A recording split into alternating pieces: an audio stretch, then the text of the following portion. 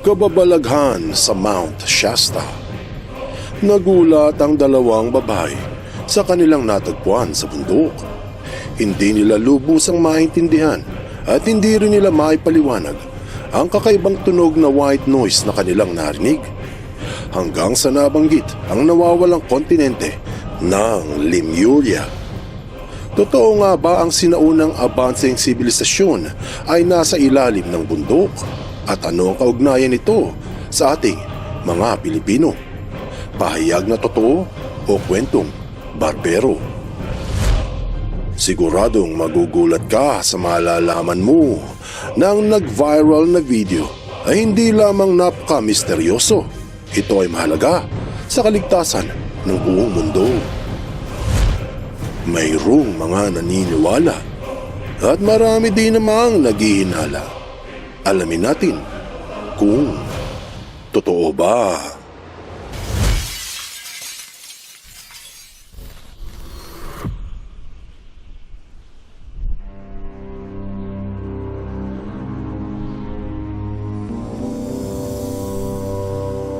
Noong buwan ng Hunyo, taong 2026, isang simpleng horseback ride sa kilalang Mount Shasta sa California ang nauwi sa isang kababalaghan.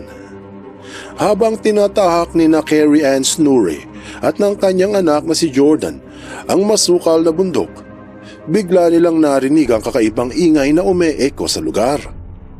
Sinundan nila ang pinagmumula ng tunog at sa laking gulat ng magina, doon nila natuklasan ang pinanggagalingan ng ingay.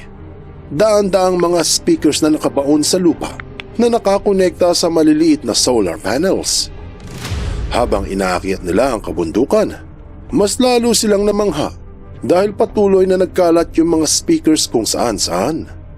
Ayon sa kanila, nasa pagitan ng 150 hanggang 200 speakers ang kanilang nakita. Hindi pa kasama yung mga speakers sa kabilang banda ng bundok. Heto ang video.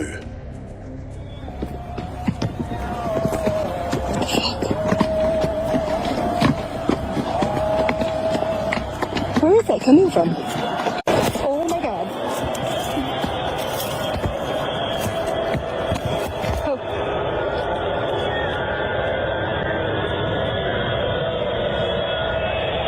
Oh my god.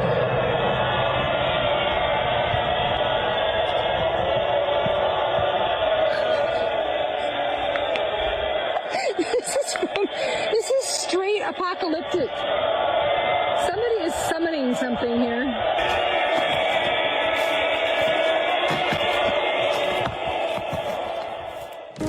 Sa simula pa lamang ay maririnig na ang ingay sa bundok. Mapapansin na nagulat si Carrie Ann sa kakaibang tunog at tinanong na where is this coming from? Ilang saglit lang nang napuna ng magina kung saan ito nagmumula. Hindi nila inaasahan ang sa kanila ay bumulaga. Sa video mapapansin na papalakas ng papalakas ang ingay habang papalapit ng papalapit ang dalawa. Doon lang nila nakita ang maliliit na speakers na konektado sa mga solar panels. Napansin din na nagkalat ang mga ito at sinabi na straight apocalyptic ang kanilang naririnig. Kung susurihin nga naman ay para bagang may iniintay na katapusan ng mundo ang naglagay ng mga speakers. Inabot na ng hapon ng dalawa sa pangangabayo dahil sa kanilang natagpuan. Tapos sa sumunod na video, napilitang mag-live si Carrie Ann dahil ayon sa kanya, walang maniniwala sa kanilang kwento kung hindi ito i-record ng live. Maririnig sa kanyang boses ang pagkagulat dahil sa kakaibang pangyayari. Ang hindi alam ng karamihan ay marami ng kababalaghan ang nagaganap sa bundok ng Shasta. You gotta do it one more time. Okay, so Jordan and I, where's the light? Hold on, I gotta turn the flash on. Jordan and I went on a ride, and we just came across, oh, there's the moon, pretty. We just came across this noise that we heard. We're going up this hill, and you can hear it in the background. I'm gonna show you. And I have to do this live. I had to pick some platform to do it live on because nobody's going to believe me that it's real. It's crazy. It's a little freaking creepy. Hold on. It's creepy, huh? No. So there's this one. Noah seems unfazed by it. But then look, over here.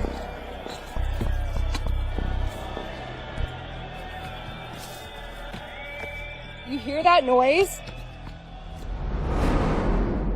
Halos gabi na at patuloy pa ring nilakad ni Carrie Ann ang kapaligiran dahil sa hindi nga sila makapaniwala at upang makita kung gaano talaga karami ang mga nilatag na speakers. Sinabi nito na may mga speakers na white noise lang ang lumalabas pero marami ang tila nagdadasal o nagchat-chant na parabang nananawagan. This is insane.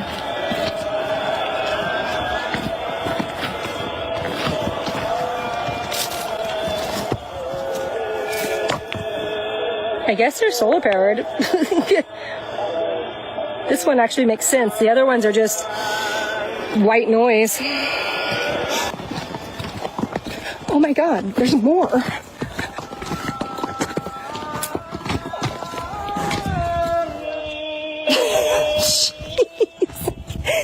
Cannot make this up. Matapos ang ilang araw, in-upload na mag-ina sa Facebook at Instagram ang kanilang video at doon ito nagsimulang mag-viral. Hindi lamang sa California, USA kumalat ang balita, pati sa international news. Sa New York Post, inulat na isang spooky discovery ang naganap sa misteryosong bundok ng Shasta. Tunog na parang merong tinatawag. Sa AOL binalita din na may misteryosong nadiskubre sa bundok ng Shasta na tunog ng apocalyptic noise na parang nananawagan ng kung ano. At sa Vice, ganun din ang balita na nakatagpo ang isang babae ng 200 mga speakers sa bundok ng Shasta na may tunog na tila sumisigaw pero walang nakakaalam kung ano. Nagsimulang interviewin ng mga local news outlets si Carrie Ann hinggil sa kanyang nakita at halos walang masabi ang babae dahil hindi rin niya ito may paliwanag. Walang duda na merong tao na naglagay ng mga speaker sa bundok pero ang mas mainam na tanong ay kung bakit. Kapag sinabing white noise, ito yung tunog ng telebisyon o ng radyo kapag walang signal na masagap yung antena. Pero hindi lang basta-basta isang tunog ng white noise ang dinatna ng mag-ina. Daan-daang white noise at sabay-sabay. Halo-halo ang lakas, may mahina at malakas at magkakaiba ng timpla. Nang niligid nila ang bundok, nakahanap pa sila ng ibang nagkalat na mga speakers na parang nagdadasal ang ingay at paulit-ulit. Yung iba, parang relihiyosong sermon tungkol sa salvation o kaligtasan ang sinasambit. Mabilis namang kumalat online ang video ni Carrie Ann nang ito ay in-upload. Pero meron siyang binanggit na ipinangamba ng marami.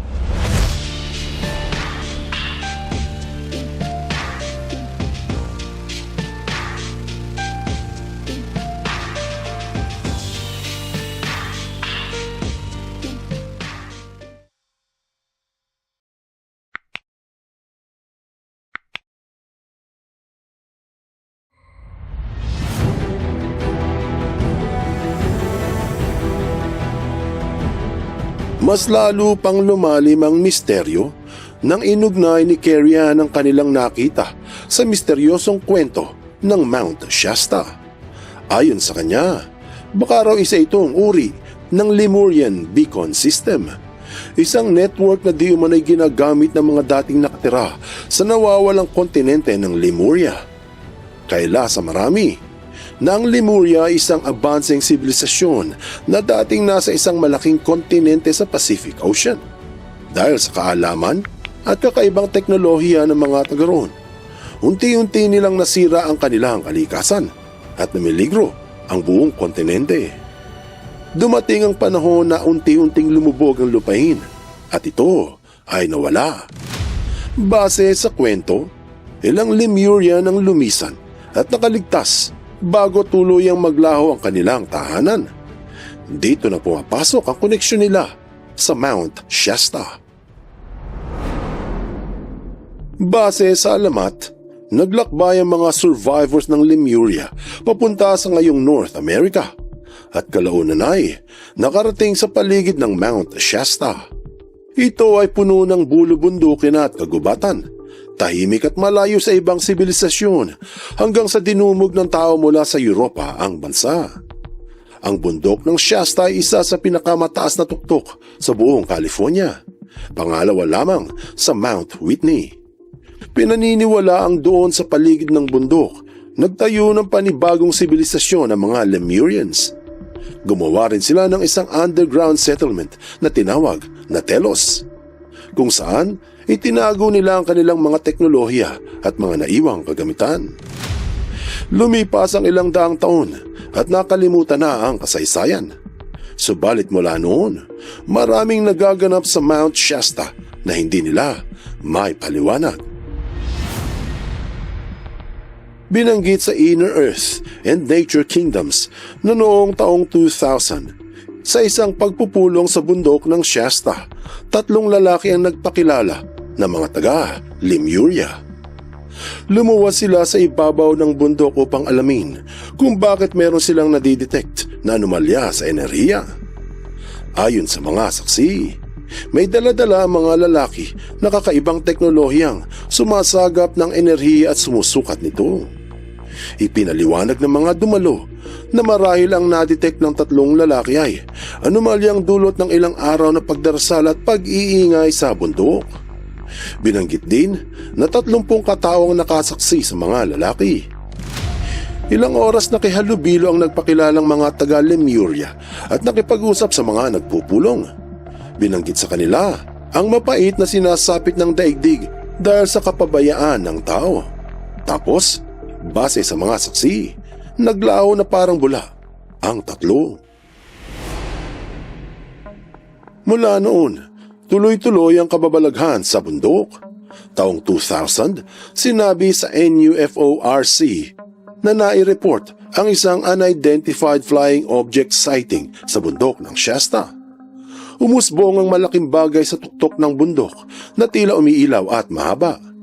Makikita pa nga sa litrato na napakalaki nito at kitang-kita sa ibaba. Pero hindi nila may paliwanag kung ano ang nasaksihan.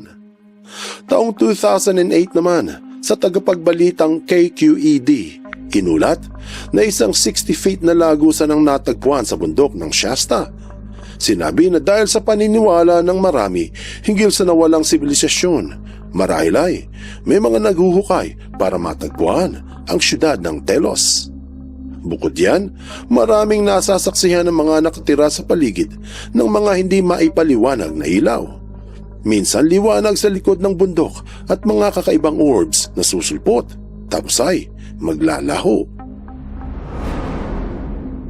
Sa Active NorCal, pinahayag noong buwan ng Hulyo taong 2026 na noong 1904, isang British prospector na nagngangalang J.C. Brown ang nakatagpo ng isang lagusan papuntang underground. At doon ito nakita ang mga ginto, kalasag at mga mami na umaabot daw sa 10 talampakan ng taas. Kalaunan ay bumuo ito ng grupong may 80 katao upang muling puntahan ang lugar at limasin ang kayamanan. Pero bago sila makaalis puntang bundok, biglang nawala si J.C. Brown. Siyempre, hindi lahat ay naniniwala na totoo ang kwento hinggil sa lumubog na sibilisasyon ng Lemuria. Gayunpaman, may mga lumabas na balita na nagpapatunay dito. Katulad ng sa Jerusalem Post noong buwan ng Hulyo taong 2025 na may mga natagpuang piraso ng zircon sa ilalim ng karagatang nagmula di umano sa nawalang kontinente ng Lemuria. Kung matatandaan, naiugnay din ng Pilipinas sa nawawalang Lemurian civilization. Cue the intrigue. Did you know the Philippines might have been the cradle of an ancient, advanced civilization? Legend whispers of Lemuria, a lost continent swallowed by the sea. Its remnants, scattered across the globe, with the Philippines being a prime candidate. Imagine, standing on the same soil where Lemurians, beings of immense wisdom and power, once thrived. Their legacy, hidden beneath our feet, waiting to be unearthed. Scholars debate, explorers search, and we dream. Dream of a time when Lemuria reigned, its echoes still resonating in the heart of the Philippines. Fascinating, isn't it? The allure of lost civilizations, the mystery of Lemuria, all nestled in the beautiful archipelago of the Philippines. The past may be silent, but it never forgets. So, dear wanderer, next time you set foot in the Philippines, remember, you're walking on the whispers of history. Marahil totoo ang sinabi ng marami na may lahing Lemurians ang mga Pilipino. Siguro yung mga tiwaling politiko may lahing Balahura, hindi Lemuria. Depende na lang kung sino ang tatanungin. Marami ang nagsasabi nang natagpo ang mga speakers ni Carrie Ann habang sila ay nangangabayo sa bundok ng Shasta ay inilagay ng mga naniniwala sa Lemuria upang manawagan at humingi ng tulong dahil sa mga peligrong nagaganap ngayon sa mundong ibabaw, katulad ng mga digmaan, tagutom, pagkalat ng sakit at kung ano-ano pa. Subalit kung totoo man ang Lemuria, may magagawa kaya sila upang lutasin ang problema ng daigdig? Hindi ba't wala rin naman silang nagawa upang sagipin ang kanilang kontinente?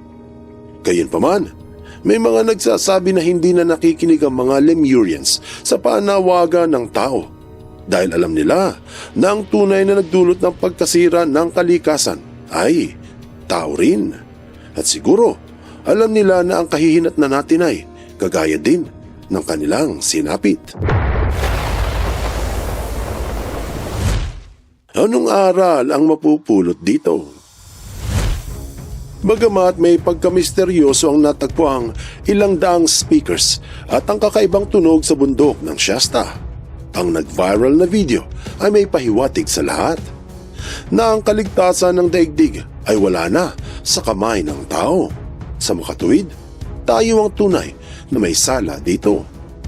Marahil katulad ng sinapit ng mga Lemurians, kung hindi tayo kikilusay, lalala pa ang mga problema sa mundo at baka sa hinaharap, matulad tayo sa sinapit ng abanseng sibilisasyon. Siguro ang aral dito ay, kapag kalikasan ng ating winasak, kinabukasan ng lahat ang mapapahamak. Buksan mo ang iyong isip at hayaang lumalim pa ng lubusan ng iyong pangunawa sa mga kasaysayang kapupulutan ng maraming aral. Tandaan, katotohanan ng susi sa tunay na kalayaan.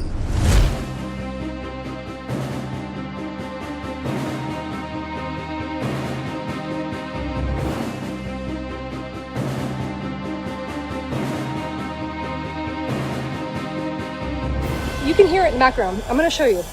And I have to do this live. I had to pick some platform to do it live on because nobody's going to believe me that it's real.